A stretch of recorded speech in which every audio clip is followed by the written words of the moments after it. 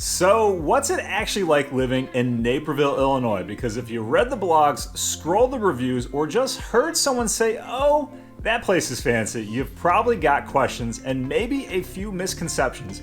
I grew up here, I went through the schools, watched the city grow, the changes happen, and today I'm breaking down what life is actually like here from a local's perspective, addressing some stereotypes, the pros and cons, and everything in between.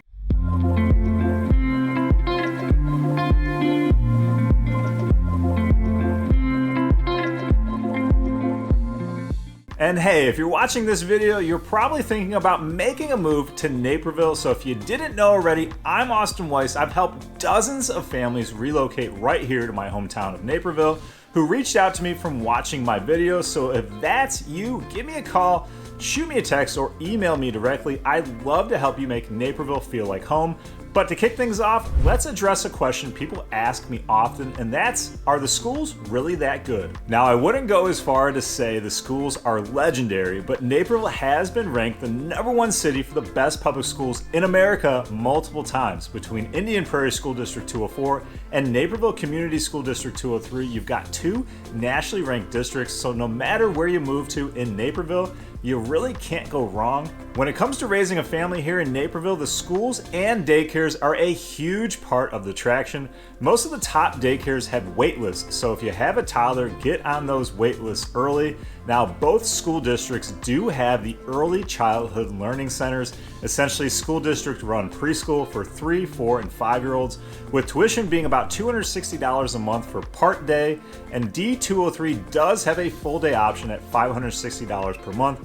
I don't know about you, but this is a very affordable option compared to daycare and private preschool pricing. Most of Naperville's elementary and some middle schools are walking distance within the neighborhoods. I attended Ellsworth Elementary in the Naperville Historic District for a couple years, and I have some great memories walking to and from schools with my big sister and parents. And once the kids get a bit older, it's very common to see biking to school and of course driving in the high school years. There are 5 high schools here, each with about 3,000 students, and they create these fun, tight-knit micro communities in Naperville that make this large suburb feel surprisingly small. All of them compete in Illinois' largest class for athletics and extracurriculars, and I want to be transparent, the academics are no joke. They are ultra competitive, but if you want an environment that preps your kids for college and beyond, this is the big leagues. Nearly all of Naperville schools offer gifted programs, AP classes, and extensive extracurriculars, and test scores are consistently among the top in the state. And for more insight on the #1 city in America for public schools, I did a full video breakdown of the differences between Naperville School District 203 and Indian Prairie School District 204. So if you want to see which district might be the best fit for your family, definitely check that out. Going off of that, Naperville is big, and I don't just mean population. This city spans nearly 40 square miles, making it one of the largest suburbs in the Chicagoland area. And with that size comes the traffic. It is a thing here, and rush hour on weekday mornings can get busy with parents dropping off kids at school and commuters heading into work. Weekends are packed with youth athletics throughout town and shopping crowds. I mean, just look at the Home Depot parking lot midday on Saturdays. It's not gridlocked like downtown Chicago, but it will definitely be something to plan around. The flip side, Naperville has big city amenities, especially when it comes to shopping. Something a lot of families tell me after moving here is how much they absolutely love this grocery store variety, and honestly, it's something I appreciate more now that I'm an adult raising my family here. You have upscale options like Mariano's and Whole Foods Market, Chicago staples like Jewel Osco, bulk shopping at Costco and Sam's Club, boutique favorites like Trader Joe's and locally owned Casey's Food Market, plus international markets like Patel Brothers and H Mart, and that's just naming a few of the options here in town. Now, something I do hear, and this is more from people moving out of the city, is that there isn't much to do in the suburbs. Let me just say that could not be further from the truth. then that's typically something I hear from someone living downtown Chicago who is running out of space, needs more parking, and is trying to hold on to their city lifestyle like they'll never be back, but deep down knows they need to move to the suburbs. Look, there's something happening in the burbs every day, year round, but unlike the city where it's literally busy every hour of the day, the suburbs do offer that peace and quiet aspect that I certainly appreciate. We've got over 140 parks, 70 plus miles of trails here in Naperville, gorgeous fishing and kayak lakes, neighborhood pools, the largest being Centennial Beach in downtown Naperville, and winter fun with sledding at Rotary Hill and outdoor ice skating rinks set up throughout the city by the Naperville Park District. And Naperville keeps reinvesting in recreation, from new pickleball courts to renovating areas like Knock Park and Nike Sports Complex. Naperville is packed with festivals throughout the year, from the Naperville Summer and Winter Ale Fest. I know I usually love to partake in those celebrations, to the huge Last Fling celebrations over Labor Day weekend. If you really are fancy though, there are several private members only golf clubs throughout town, and if you're more of a recreational golfer like myself, enjoy the Naperville Park District courses Naperbrook Golf Course and Springbrook Golf Course on the south end of town. Now, I'm pretty certain we have parades for every single season here, which is fun other than the streets in downtown being closed off. You have St. Patrick's Day, Memorial Day, 4th of July, a Labor Day parade, and a magical parade of lights to kick off the holiday season. Now, when I was a kid, Naper Settlement was the yearly school field trip we took to learn about how things were back in the 1800s, i.e., learning to churn butter. But as an adult, Naperville Settlement has its Naper Nights concert series, which is awesome, an Oktoberfest, food truck fest, and numerous special events throughout the year, so I definitely recommend checking that out. Now, if you're into fitness or just want to be part of that energy, there are races all year long. There's the Naperville Sprint Triathlon, which I've ran numerous times, held at Centennial Beach. There's the Naperville Half Marathon, the Glow Run, which is a very unique race, and a ton of 5 and 10Ks held at different times throughout the year. On top of that, the city provides a huge range of amenities for families. There's the award-winning Naperville Public Library system with 3 locations throughout town where there always seems to be activities and book readings going on. The Naperville Park District has tons of activities for kids and adults of all interest levels. Directly next to the train station, there's the hands-on fun at the DuPage Children's Museum with plenty of ways to unleash your inner child. And that's just scratching the surface. There's way more going on here. If you want even more ideas, make sure to watch my full Top Things to Do in Naperville video, linked down in the description.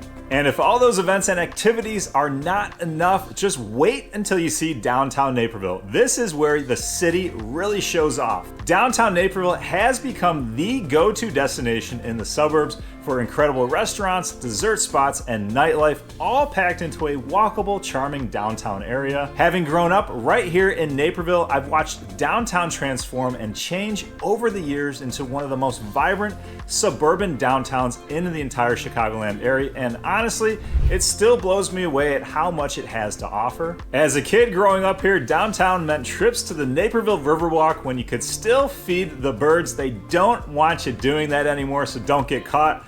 Sledding down Rotary Hill until we couldn't feel our fingertips anymore, and grabbing ice cream in the summertime after our Little League games at Centennial Field. Now it's this buzzing destination where people come from all over Chicagoland to eat, shop, and spend a night out, and it's all right here in my hometown. Now, the neighborhoods surrounding downtown have become some of the most desirable in all of Naperville, and it makes sense. You can walk to the award-winning schools, the gorgeous parks, enjoy the ambiance of the Riverwalk, easy access to the Metro train, and a wide variety of restaurants and shops at your fingertips. The food scene has seriously leveled up over the years. You've got rooftop views at Santo Cielo, creative American comfort food at Empire Burger Plus Brew, and wine flights at 64 Wine Bar and Kitchen that make you forget you're in the suburbs at all.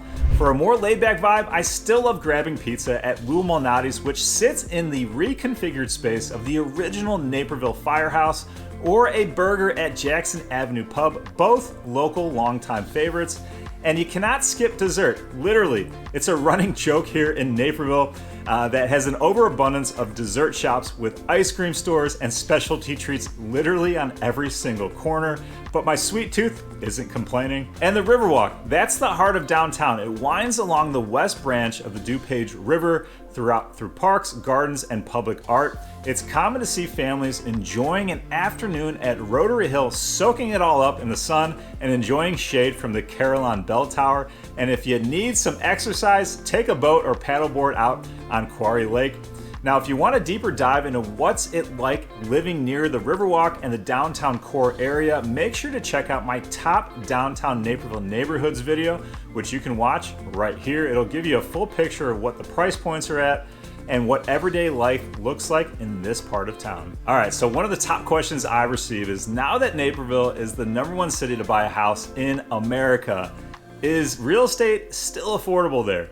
And this topic definitely depends on where you're moving from, because if you live in an area where the cost of living is already pretty high, like any major city, downtown Chicago, New York, California, the home prices won't seem as crazy to you. And I won't beat around the bush. Property taxes are high here, around 2.1% effective rate of property value, but they fund everything from top schools to award-winning libraries and stellar amenities like the parks. I always tell people who are moving here from an area where property taxes are lower and therefore the public schools usually are not as great, to think of it as the property taxes being your built-in private school tuition. Most people moving here say the trade-off is absolutely 100% worth it. Now, real estate in Naperville isn't just hot, it's strategic. This isn't the kind of market where you just pick a house and hope for the best. This is one of the most competitive and resilient markets in the entire Chicagoland area, and that's due to the high rankings and demand to live here.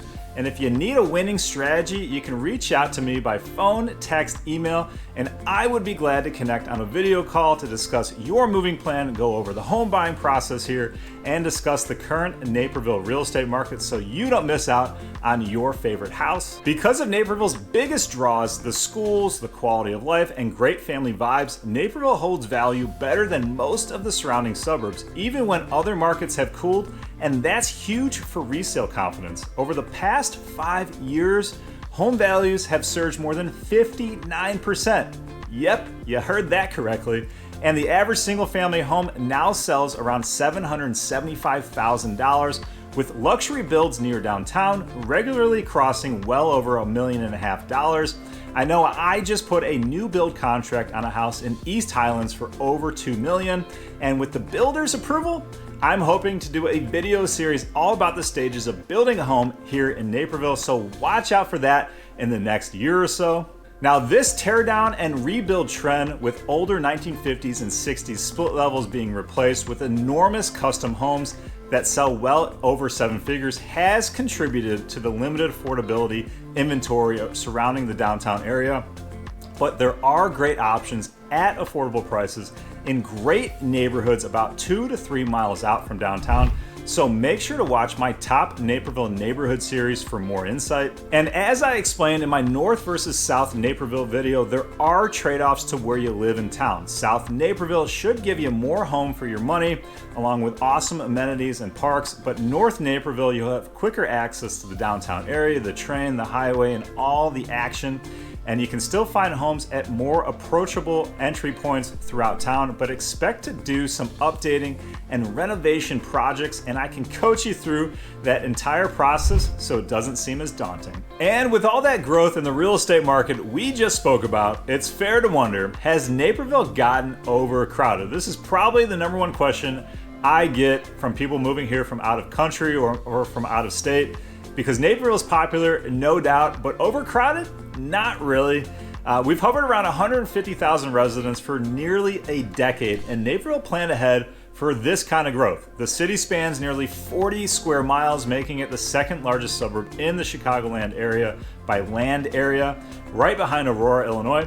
Growing up here, I've watched how intentional that planning has been. Each part of the city is like its own little world with its own schools, shopping centers, parks, and community hubs, so no single area ever feels overwhelmed or too crowded.